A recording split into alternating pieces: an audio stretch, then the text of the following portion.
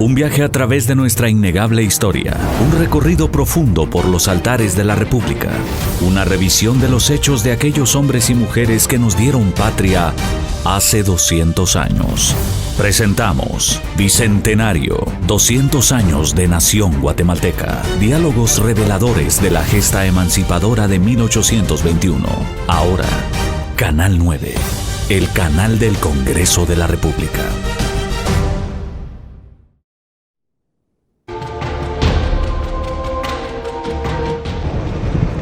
¿Qué tal está?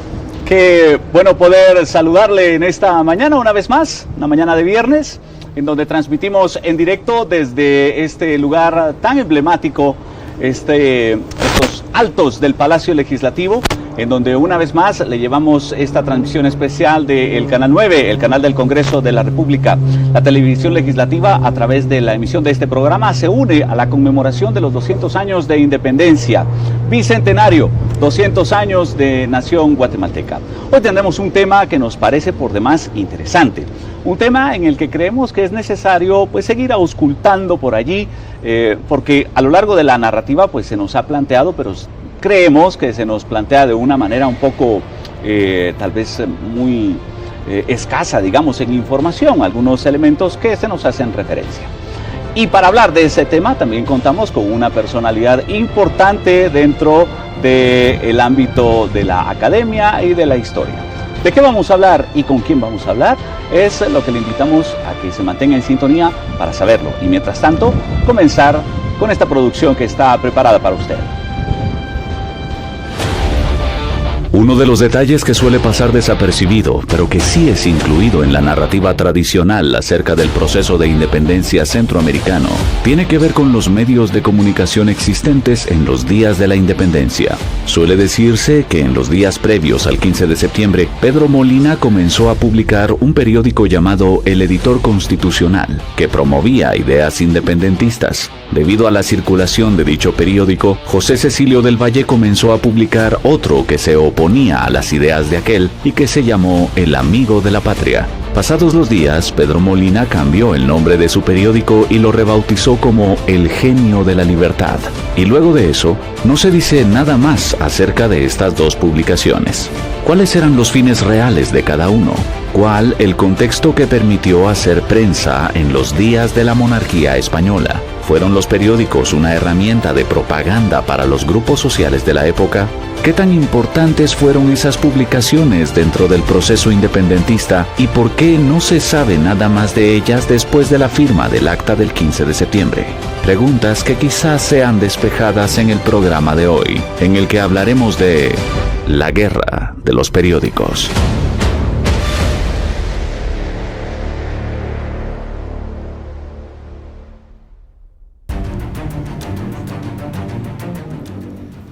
Quizá le parezca que el título es un poco presuntuoso, ¿no? Hablar de la guerra de los periódicos que se establecieron en los años de independencia. Hace 200 años nuestra historia periodística también es bastante interesante.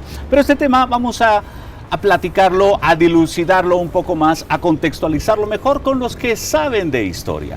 Y una persona que sabe bastante y ha tenido el honor de, mejor dicho, nos proporciona a nosotros el honor de poder de acompañarnos en este programa, es el invitado especial que tenemos el día de hoy. Él es egresado de la Universidad de San Carlos de Guatemala con el título de historiador.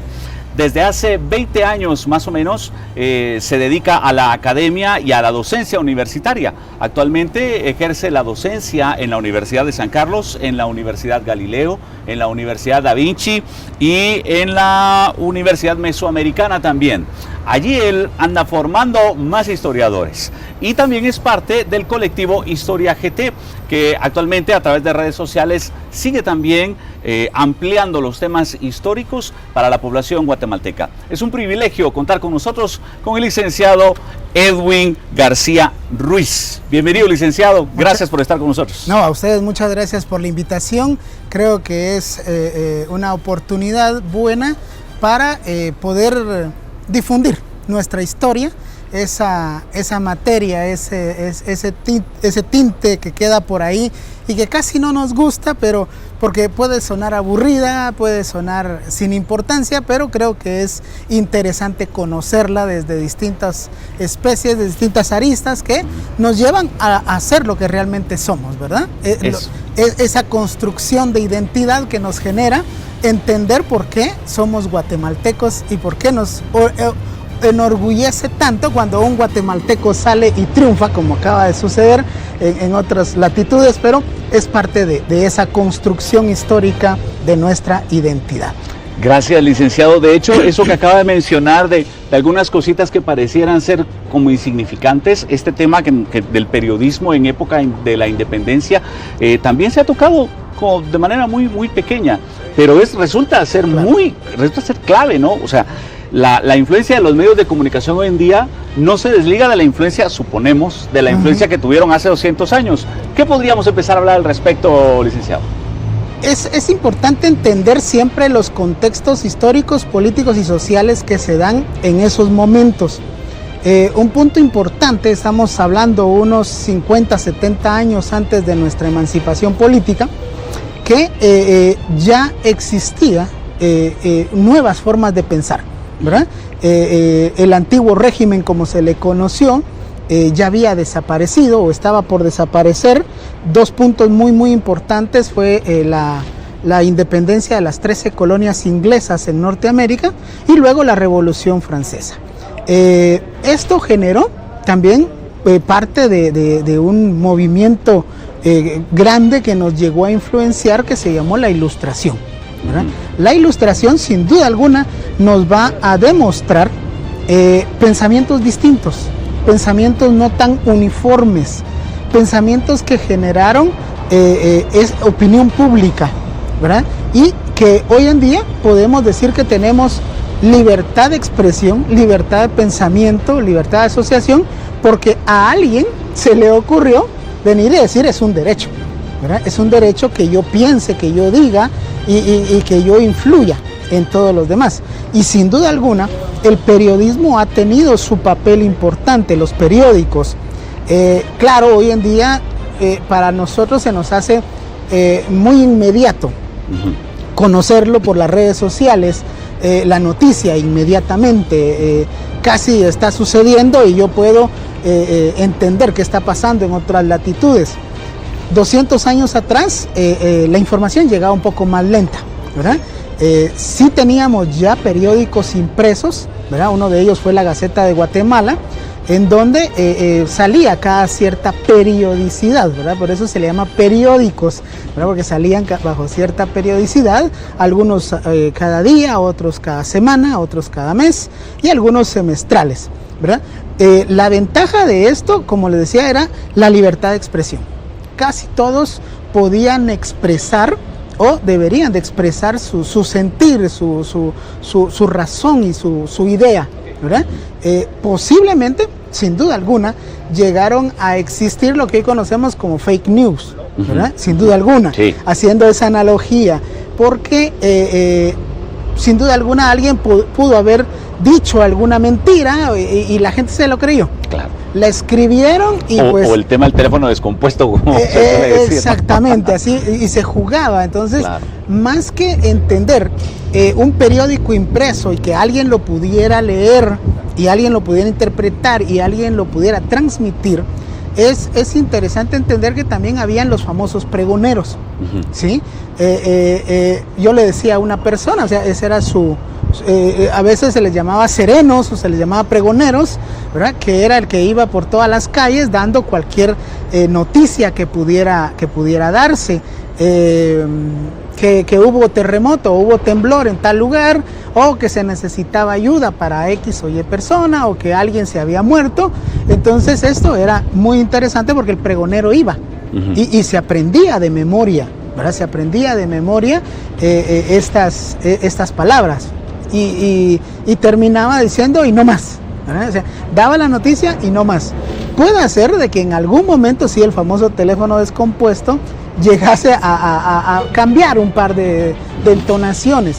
También es importante entender que la mayoría de nuestra población no sabía leer y escribir, ¿verdad? Sí. No sabía leer y escribir, la educación era restringida a ciertos personajes de ciertas familias, específicamente de peninsulares o de criollos, ¿verdad? Si yo era indígena o era mulato o era cualquier otra de otra casta, difícilmente podía acceder a la educación, ¿verdad? Recordemos que fue hasta 1871 con la revolución liberal en donde sí se pone la educación laica, gratuita y obligatoria. ¿Qué implica esto? Que antes vamos a tener educación eclesial, ¿verdad? Entonces, las ideas que se transmitían en los claustros, en los colegios, en las escuelas, pues era por parte de sacerdotes. Eso ya tenía una carga ideológica, ¿verdad? Ya tenía una carga ideológica, aparte de enseñar el catecismo o alguna situación, entonces se tomaba como verdad. Regresando a la Ilustración, lo que nos hace es entender nuevos pensadores. Rousseau, Montesquieu, Voltaire, Diderot, ¿verdad? Entonces, estos grandes pensadores van a venir y nos dicen, miren, se pueden hacer las cosas de otra manera.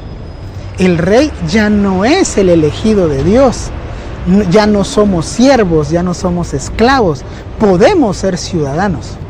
Y esto, como le decía, va a influir en todos estos procesos a nivel internacional.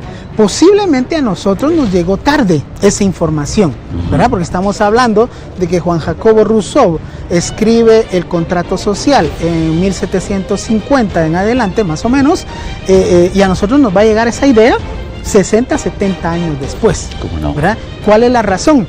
Los medios de comunicación no eran tan efectivos, no eran tan rápidos. Una información que venga de Europa se tardaba mínimo 3-4 meses en llegar. Había sin duda alguna un filtro de saber qué libros se podían leer y qué libros no se podían leer, ¿verdad? Nosotros como Capitanía General de Guatemala dependíamos del Virreinato de la Nueva España. Entiéndase que ellos eran los primeros que nos decían qué leer, ¿verdad? ¿Qué era lo apto? Sin considerar, o más bien dicho, considerando también que la Iglesia Católica tenía un poder ideológico. Entonces, ideas un poquito contrarias, un poquito diferentes, eran las que íbamos a retener un poco, ¿verdad? Entonces, no, si ya estamos formados bajo un dogma ideológico, no podemos cambiarlo. Hoy en día es interesante porque ya tenemos esa libertad de expresión, tenemos esa libertad de asociación, tenemos esa libertad de pensar y decir lo que querramos, especialmente en las redes sociales, ¿verdad? Aunque se catalogue o no se pueda catalogar como un fake, ¿verdad? Claro. Como una noticia falsa. Esto entonces, sin duda alguna, nos va a representar también la lucha de poderes hegemónicos, no solo políticos, sino también económicos. ¿Qué implicación tenía eso? Que yo iba a producir o iba a escribir mi columna o mi noticia en la Gaceta de Guatemala o en el Editor Constitucional, pues posiblemente me iban a censurar. Y entonces muchos periodistas o muchos doctos en la materia que sabían leer y escribir, lo primero que hacían era cambiarse nombre o utilizaban un seudónimo, ¿verdad? Utilizaban un seudónimo para que no hubiesen represalias. Entonces yo podía estar en un círculo de confianza de ¿cómo se llama? ¿Verdad? De altas esferas, pero también podía pensar distinto y yo podía plasmar ¿cómo se llama? Mis letras bajo otro nombre y bueno, y después empezar a buscar quién era él, ¿verdad? Claro. ¿Quién es fulano de tal, para no meternos a camotes o a camisa de 11 varas, como decimos en buen chapín, ¿verdad? Y entonces empezaba a buscar y nadie daba por enterado quién era, pero las ideas iban permeando, ¿verdad? Las ideas iban permeando. Sin duda alguna, llegando a 1800, estas ideas, cuando Napoleón Bonaparte allá trata de unificar toda Europa y hace toda la guerra bonapartista y nombra a su hermano José Bonaparte, rey plenipotenciario de España, ¿verdad? Quitando a Fernando VII, aquí pues nos llega la noticia, pero así como que ¿qué pasó? ¿Verdad? Entonces todos los que eran leales al rey, ¿verdad? Que eran los peninsulares, los realistas, ellos pues sin duda alguna iban a tener una condición bastante interesante en entender la lealtad, ¿verdad? Entender la lealtad y seguirlo al pie de la letra. Y en ese sentido entonces también va a haber gente en contra, ¿verdad? Mayoritariamente los que se denominan criollos, en donde pues ese término criollo pues al final termina siendo bastante complejo porque son los hijos de los españoles nacidos en América, pero no podían llegar a Europa, no podían venir y decir, ay miren, yo soy criollo, yo soy noble, no podían. Sí, tener alguna prerrogativa, o sea, no. No tenían, y ese era uno de los problemas de las capitulaciones. Yo como español me venía y aquí me quedaba, ¿verdad? Entonces ya no podía llegar, ni siquiera me podían ir a enterrar a España. Entonces ese era también un sentimiento bastante interesante que los criollos van a aprovechar, ¿verdad? Los criollos tenían acceso a la universidad, que cabal tenemos este fondo precioso, ¿verdad? Y aquí a un lado tenemos a la antigua Universidad de San Carlos de Guatemala, en donde los que accedían era pues obviamente cualquiera de estos peninsulares o criollos, que les permitía en alguna medida entender y acceder al conocimiento. Cuando llegan estas ideas raras, por así decirlo, estas ideas distintas de que todos somos iguales, de libertad, fraternidad, y entonces dicen, ¿aquí qué está pasando? ¿Verdad? Eso no es lo que está pasando aquí. No, pues aquí queremos seguir teniendo nuestro status quo, ¿verdad? No podemos implementar un nuevo pensamiento y si lo implementamos, ¿quién va a ser el beneficiado? Todas estas ideas se van a ver plasmadas en estos periódicos, ¿verdad? La gente empezó a soñar, empezó a pensar un poco más allá de decir, bueno, entonces sí podemos construir algo para nosotros.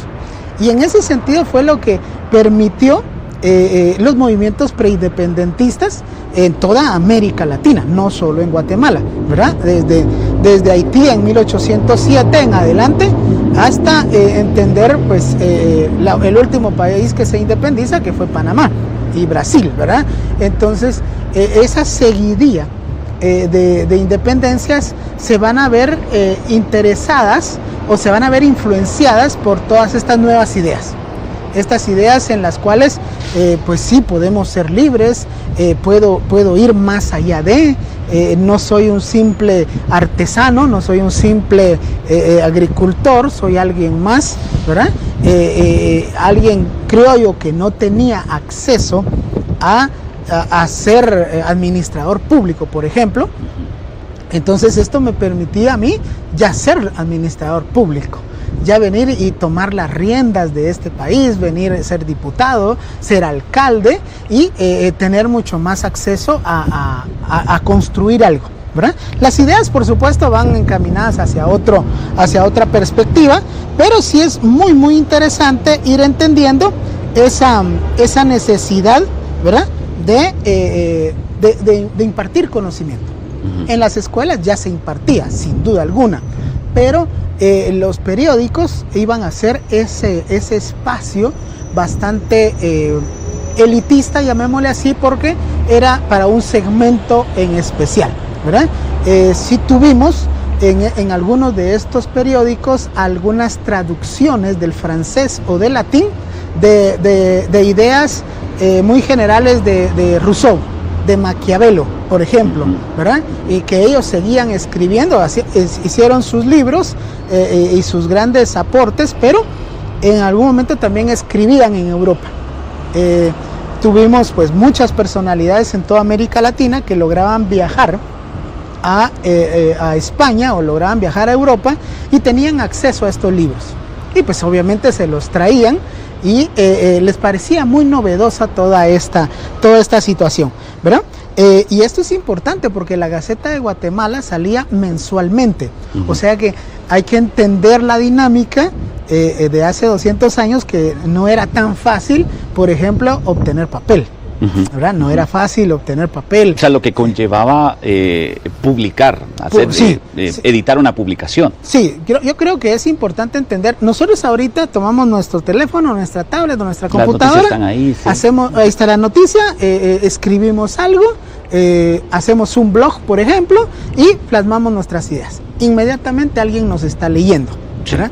Pero en ese entonces había que encontrar el papel, traerlo de ciertos lugares, ¿verdad? Específicamente México, que viniera para acá, un papel especial, por supuesto, la tinta, conseguirla, y luego hacer los famosos linotipos que le llaman, ¿verdad? Que son ya los montajes, sí, la imprenta, ¿no? y la imprenta como tal, y luego hacer el tiraje, ¿verdad? Y luego hacer el tiraje, que por supuesto no era un tiraje de 50,000 ejemplares, no, terminaba siendo pequeña, ¿verdad? Ese punto es interesante materialmente hablando, porque el tiraje está determinado por la pequeña cantidad de gente que sí puede leer, claro, y por el factor económico. ¿Qué tanto puedo yo gastar para qué tantos ejemplares puedo sacar? O sea, el gasto que había que hacer, supongo, por la traída de papel que usted está diciendo, era demasiado pequeño, es decir, entonces que la circulación era muy reducida. Y ese me parece que es algo para entender quiénes eran los que tenían acceso a los medios, ¿no? A la lectura de los medios. Claro, un ejemplar me podía costar $1, ¿verdad? Pero también es que es interesante entender, porque $1 a mí me servía para, por ejemplo, comprar pan. El valor que tenía el peso, ¿no? El valor que tenía el peso, sí, me servía para comprar pan, me servía para comprar tortillas, me servía para comprar tal vez un trozo de carne, claro, o le que llamaban en ese entonces un cholojo, ¿verdad? En el mercado, o algo por el estilo. O sea, se llevaba una despensa lo suficientemente grande entonces había que sopesar. O comemos o leemos, ¿verdad? Entonces, yo creo que era más fácil comer que leer, ¿verdad? Claro. Por eso el papel importante de los pregoneros, ¿verdad? Porque alguien decía la idea, ¿verdad? Y entonces este pregonero lo empezaba a circular. Y que tiene mucho que ver también con el tema de las tertulias. Ah, por supuesto. ¿Verdad? O sea, lo que uno leyó se discute en las tertulias, y ahí se empieza a generar, pues, estas tertulias, ¿no? O círculos de lectura, como le llamamos ahora, o los cafés literarios, estos eran muy importantes porque no se hacían solo por hacerlos, ¿sí? O sea, ese era un intercambio político, un intercambio económico y un intercambio muy interesante, porque se hacían en una tarde, en un balcón, en una terraza, así como estamos ahora, alrededor de una copa de vino, de un jamón, de un panito, algo por el estilo, y de fondo, pues obviamente íbamos a tener música, pianista ahí, alguien que tocara violín. Tan así no, el pianista o la música en vivo sí era para las grandes fiestas, ¿verdad? Bueno. Una presentación de los 15 años de alguien importante, de una dama de alguien importante, el casamiento de alguien, o la llegada de un embajador, algo por el estilo. Ahí sí se tenía música en vivo, pero no, eran los famosos fonogramas, la música que se oía al fondo, ¿verdad? Hay varios libros, ahorita se me fue el nombre de uno de ellos, en donde se hace cabalmente una descripción de una tarde de verano, en una ¿cómo se llama? Me voy a tratar de acordar el nombre del libro, porque se me olvidó ahorita, en donde yo estoy, pues en mi balcón, describiendo eso, y la gente llega y platicamos de todo. Por supuesto, esto era en las tardes, eran tertulias vespertinas. Recordemos, no había electricidad, las casas eran muy lúgubres, la iluminación era con candelas o con otro tipo de artefactos en los cuales no me daba mucha luminosidad. Entonces, más o menos era de entre 4 a 6 de la tarde, ¿verdad? Donde todavía se podía observar, pero eran tertulias en relación a los acontecimientos, un intercambio fraterno, podríamos decirlo, de ideas, aunque no estuviéramos de acuerdo, claro, aunque no me gustara, pero era un conocimiento amplio, aunque yo no supiera leer y escribir, pero yo tenía acceso a estas tertulias, entonces iba formándome la idea, ¿verdad? Iba formándome la idea de lo que se podía hacer. Y claro, eso es interesante entenderlo porque la conjura de Belén y otras acciones que se dan previo a la firma del Acta de Independencia sí tuvo mucho que ver, por ejemplo, la presencia de esas personalidades, ¿verdad? Alguien de la Iglesia Católica, representante o un sacerdote específicamente, un arzobispo, ellos iban a estar dentro de esa razón, ¿verdad? Y en ese sentido, pues hay que entender dos derivaciones. Los periódicos van a tener su tendencia ideológica, ¿verdad? Uno muy conservador y otro muy liberal, ¿verdad? Muy liberal, totalmente en contra del status quo, ¿verdad? En decir, no, ustedes estamos mal, esto no puede seguir pasando, no podemos seguir pagándole tributo a la corona, todo se está yendo, o hay corrupción y no se logra ver. Entonces, siempre había gente que atacaba, ¿verdad? Siempre que había gente que pensaba distinto, que el status quo para ellos no era el adecuado y entonces había que tratar de mejorar el entorno. Y esto, esto generaba un impacto también grande dentro de los círculos intelectuales, digamos, y elitistas inclusive, porque siendo que con todo ese contexto que usted nos ha dicho, ¿no? O sea, la cuestión era así, porque así tenía que ser, claro, que ya salieran entonces estos individuos con esta nueva publicación e impartiendo estas ideas totalmente nuevas, era algo que realmente estaba haciendo mella en la sociedad, pues, o sea, o por lo menos en la sociedad dominante, llamémosle así. Por supuesto, porque nos hacía pensar. Claro. Nos hacía, por supuesto, hay privilegios que uno no quiere perder, ¿verdad? O sea, eso era, no, ¿cómo va a ser posible? Si yo soy el recaudador de impuestos del rey, yo me quedo con una tajada, los envío y voy a perder privilegios. Y eso no puedo hacerlo, ¿verdad? Entonces no puedo perder mi status quo, no puedo perder mi abolengo, por así decirlo. Y cuando vienen y me dicen, no, aquí debemos ser democráticos, aquí debemos de darle también oportunidad a la gente. Aquí debemos decir que el ciudadano va a ser parte importante de los cambios en la construcción de un país y de una nación. Entonces ahí dicen, esto sí está difícil.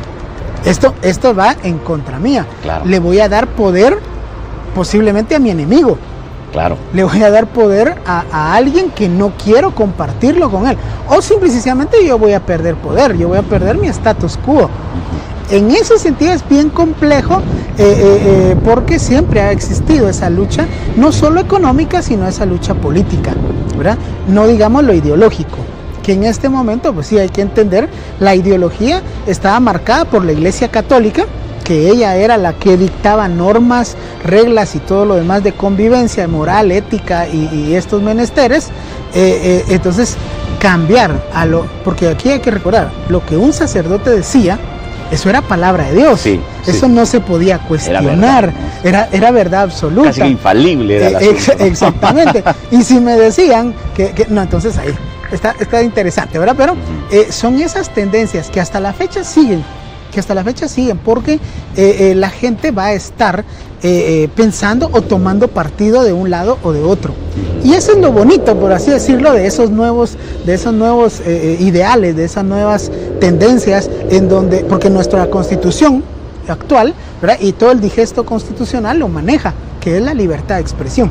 Dos cosas que no han faltado en nuestras constituciones, que el Estado debe de proteger la propiedad privada y nuestra libertad de expresión, ¿verdad? Entonces no pueden censurarnos, no pueden bajo ninguna perseguirnos por nuestras opiniones, exactamente, ¿no? Entonces eso creo que ha sido en estos no solo últimos 200 años, sino también un poco más atrás de la independencia. Creo que esto ha sido lo bueno en entender nuestra libertad. Y por eso cabalmente así dicen nuestro escudo, ¿verdad? Libertad 15 de septiembre. Porque nos estamos liberando de algo y creo que ese espacio liberal, ese espacio de pensar de una nueva forma, nos permite pues obviamente ser esta gran nación que estamos tratando de construir, con libertad, con diferentes tipos de pensamiento, ¿verdad? Lo digo en mis clases, ¿verdad? Somos 27, 28 Guatemalas distintas, ¿verdad? Cada etnia, cada gente que tenemos ciertos rasgos, nos identificamos como tal, los mayas cachiqueles, los mayas utugiles, los mestizos, los garífunas, los xincas y hasta los extranjeros, ¿verdad? Entonces nos venimos a identificar como tal. Entonces esa diversidad es la que nos hace enriquecernos, que no la hemos sabido aprovechar. Bueno, esos son otros 20 pesos, ¿verdad? Pero esas son otras situaciones, pero eso es lo que hoy en día nos hace entender que más que una celebración de 200 años, va más allá en el sentido de reconocer a los otros, de reconocer al que está ahí, reconocer al diferente, que también genera conocimiento y que también genera su punto de partida en esta nación. Bien, llegando entonces, digamos que si es que se vale el término, porque entiendo que ahora las investigaciones ya no pueden llegar a conclusiones totales. Por supuesto, no. Ahora ya son solo quizá pues ideas principales, ¿no? Después de las investigaciones. Sí. Podríamos plantear tal vez algunas ideas concretas. Me parece muy importante, nos parece que es muy importante la contextualización histórica para entender entonces también el papel de cada uno de los protagonistas, digamos, de nuestra historia. Y en este caso hablamos de los periódicos y los intereses ideológicos, llamémosle así, que defendían y el impacto que tuvieron. Pero el impacto que tuvieron también qué cantidad de población fue. Y eso, o sea, con lo que usted nos acaba de decir, creo que llegamos a la idea, primero de decir, primero decir que bueno, el trauma, digamos, el impacto que generó la salida del editor constitucional, digamos, fue importante debido a el cierre de espacios que se encontraba dentro de la monarquía, espacios de expresión. Es decir, existía una gaceta primero, que una gaceta que se dedicaba más que todo a informar, entendemos, y a seguir replicando que las cosas son como están y no pueden cambiar. Claro. Con la ilustración y los materiales que vienen desde Europa hacia estas tierras, desde la Nueva España hasta llegar a la Capitanía General, empiezan a darse estos primeros espacios democráticos, digamos, estos espacios de pensamiento. Claro. Y entendemos, de hecho, que hasta el mismísimo editor constitucional de Pedro Molina surge de una de las tertulias patrióticas, le llamaban, ¿no? Claro. Entendemos que sale desde ahí y empiezan entonces ellos a propagar, digamos, unas nuevas ideas, y esto impacta, digamos, en la sociedad. Tuvimos nosotros el acceso a la publicación del historiador Cabezas, sí. Horacio Cabezas, que justamente él hace una investigación, la ha publicado sobre periodismo, pasquines, etcétera, desde la conquista hasta la independencia, y él hace unos apuntes justamente sobre el surgimiento del editor y del amigo de la patria. Y nos dice precisamente eso, ¿no? Que el editor sale de una tertulia patriótica, pero lo interesante es saber las condiciones en las que estas tertulias se dan, que son las que usted nos acaba de comentar. Y luego tiene que salir, obviamente, su contraparte, ¿no? Para seguir manteniendo las cosas, digamos, como tienen que seguir siendo, que va a ser entonces el amigo de la patria, ¿no? Pero también creo yo, licenciado, que lo importante aquí es ver que se empieza a dar esa relación que usted decía de constitución y libertad de pensamiento, ¿ya?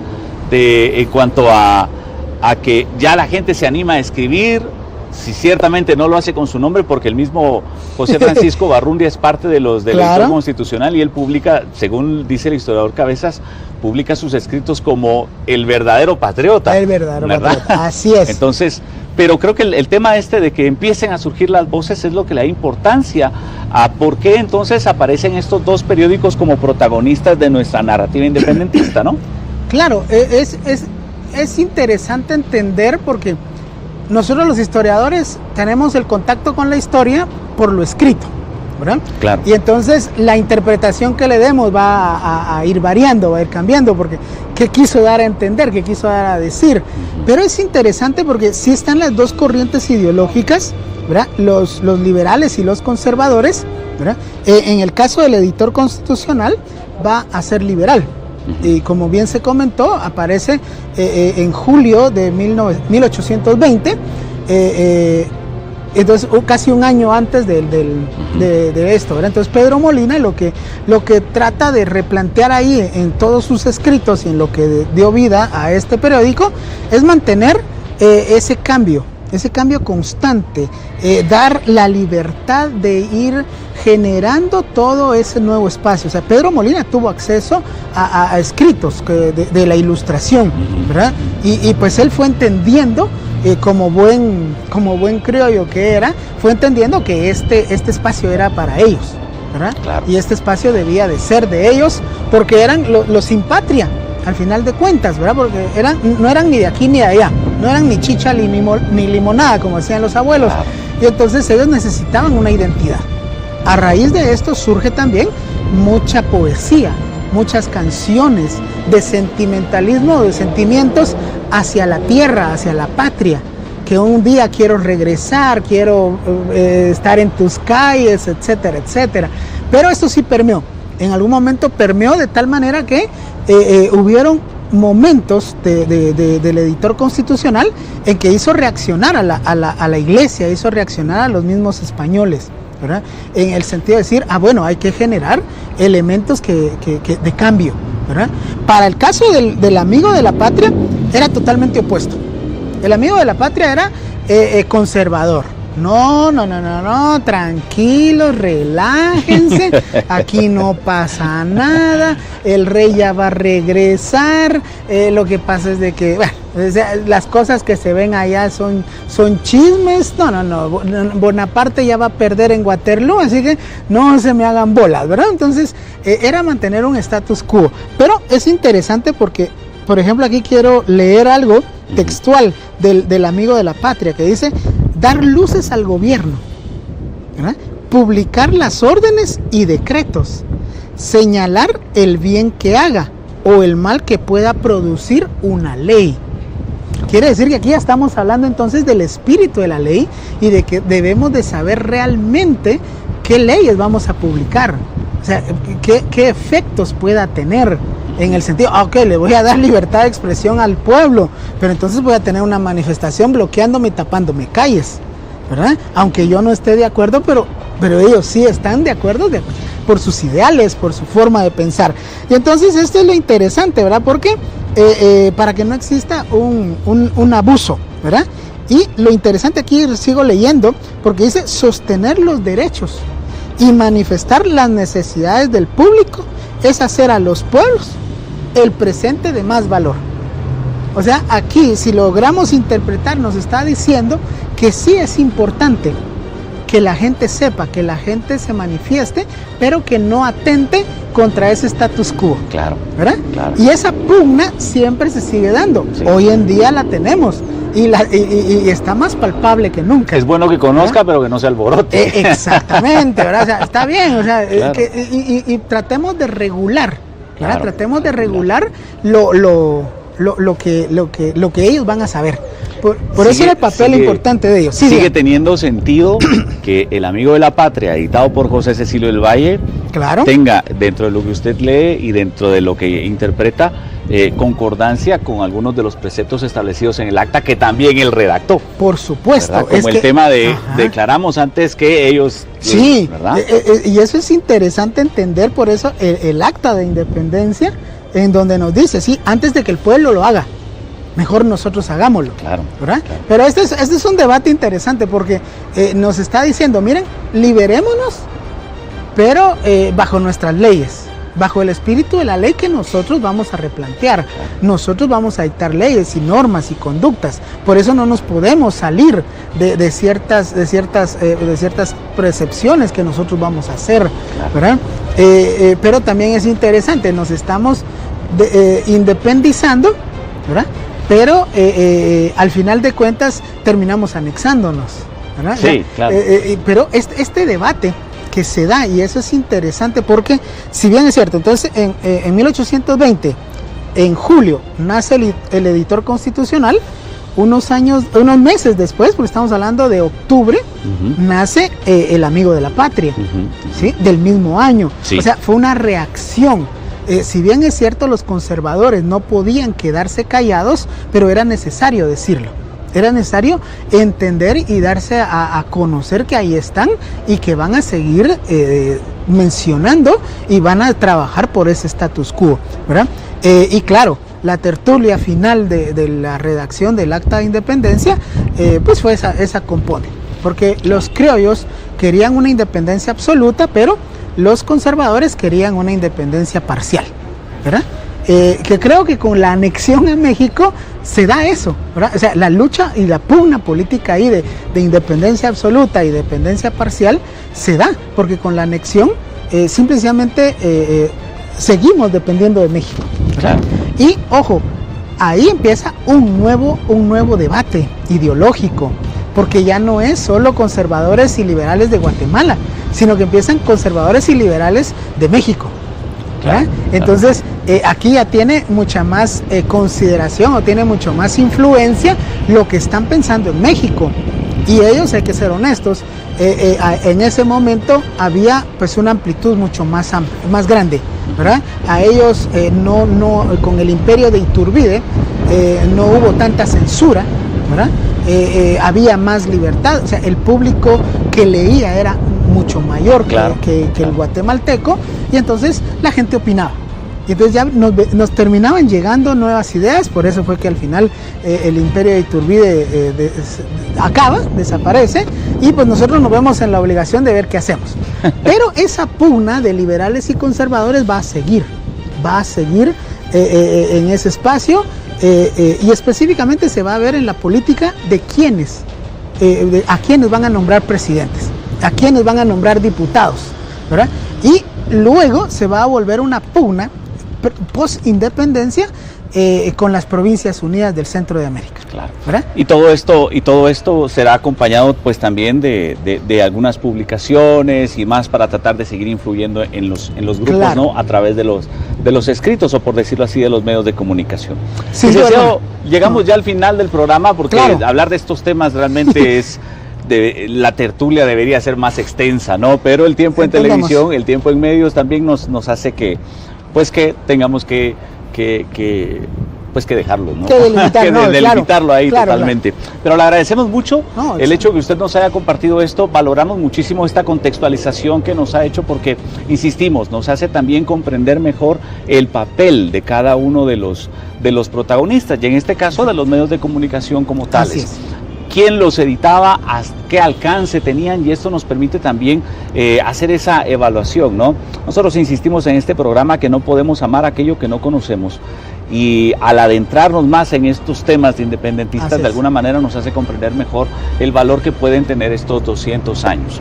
Gracias, licenciado, por su tiempo, gracias por acompañarnos. A ustedes muchas gracias por la invitación, y creo que fue muy enriquecedor poder platicar un poquito de esto y pues instar a la gente a que lea, a que se entere de todo lo que estaba sucediendo, y así pues en septiembre que cada quien sabe o celebre o cuestione lo que está sucediendo, ¿verdad? Porque claro, al final eso es lo que estamos procurando, colaborar en la educación. Muchísimas gracias, licenciado. Y a usted muchísimas gracias también por la sintonía que nos ha brindado. Transmitimos en directo desde los altos del Palacio Legislativo, en este lugar, como también nos dicen nuestros invitados, emblemático, con este fondo maravilloso del antiguo Colegio Tridentino, ¿no?